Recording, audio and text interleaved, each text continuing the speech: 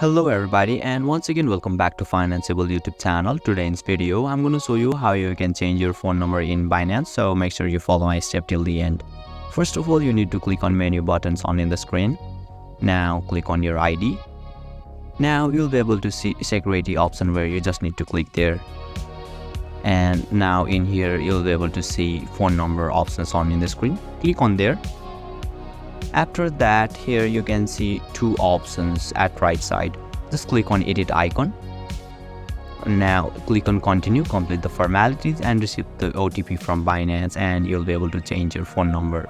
So basically this is how you can change your phone number in Binance, and if you still encounter any issue during the changing process, feel free to leave a comment and I'll be happy to assist you. If you found this video helpful, please give it a thumbs up, and if you are new to this channel, make sure to hit the subscribe button and set the bell icon to on, so that you can stay updated with our latest content. Thank you for watching, and I'll see you next time.